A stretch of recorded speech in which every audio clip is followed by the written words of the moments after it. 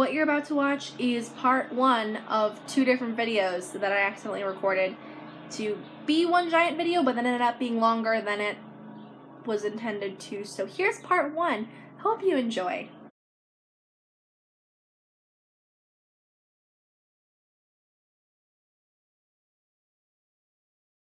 We're gonna have a really quick chat about mental health. 2 things have happened within the last month. 1, on March 31st, Netflix released 13 Reasons Why. I had read the book back when I was in high school, and I actually really liked it. The Netflix series was also good. Did you hear that pause there? It's there for a reason.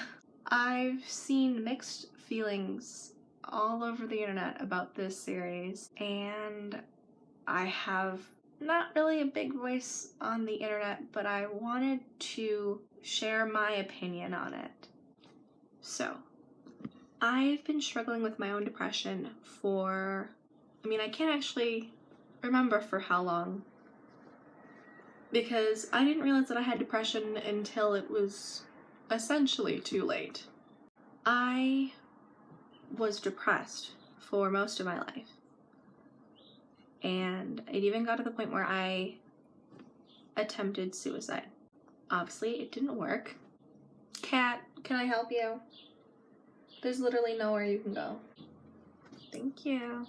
It was a long road, not to recovery, because I'm definitely not recovered at all, not in any sense of the word. No. But it was a long road to get to where I am right now, to a place where I deal with it in an unhealthy way, but also in a healthy way, I guess. I could not live for myself. I had to start living for other people. Specifically, I started living for my little sister. Me living for her is what essentially saved my life. You could say that. She saved my life. 100%. No one's depression is the same as the next person's depression. My depression that I currently have, I started working on it myself because that's who I am as a person. I rarely ask for help. I try to deal with things by myself as much as possible because I would rather inconvenience myself 20 times over than inconvenience someone that I care about. And by inconvenience, I mean ask for help, which is really stupid, and I still have that mindset and I need to get over it, and I'm working on it. I'm working on it really hard. I have reached a point where I'll ask for help, but I don't know what I need when I finally have that help, and that's asking for help. Is a big step, giant step, huge step. Took it myself. Super proud of myself, but I don't know what I need. And I don't think I'll ever actually 100% know what I really do need. I'm getting there, kind of. Back to 13 Reasons Why. When I first read the book, I was 18. I think it was somewhere between 16 and 18. I know the last time I read it, I was 18. I read it all the way through. Since then, actually I think like about a year later, is when I went through my sexual assault. It made me into the person that I am today. Not that I wouldn't trade a different life. This is where everything gets muddy, because how my life has turned out, where I am right now, is literally the most happy that I have been in a really long time. I'm full of anxiety, full of depression, but I'm like happy. I'm content with where my life is going, where I am, who I have in my life right now. It's really great. But with the underlying anxiety, the underlying depression, I still have a lot of issues to work out. I took a day to watch the entire Netflix series. Was this a good idea? Maybe. I didn't split up the series into days. I started watching and I maybe stopped after an episode, after a couple episodes, and then went on social media, hung out there, and then I immediately went back and started watching. It's an extremely triggering show. Extremely triggering.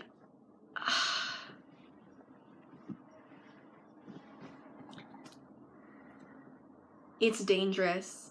It's so fucking dangerous. But it needs to be talked about. God, does it need to be talked about? In the last 5 episodes, I maybe watched half of each of them because it kept going back to those scenes. Spoiler alert, Jessica's sexual assault and Hannah's sexual assault. And I could not watch.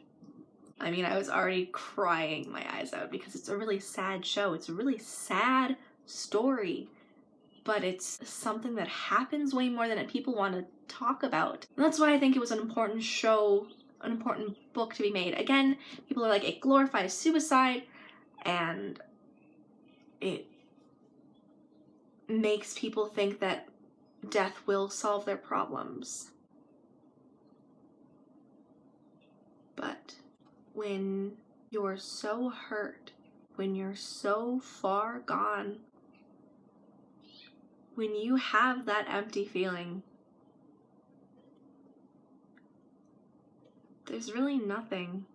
I know that people have had depression far worse than I ever had, and that's why they turned to suicide and have succeeded.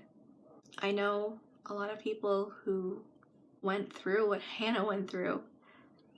I know people who have been labeled just like Hannah was labeled.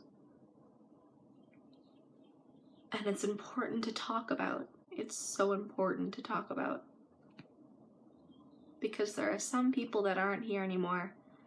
And maybe if we had had that conversation with them, around them, near them, they might still be here.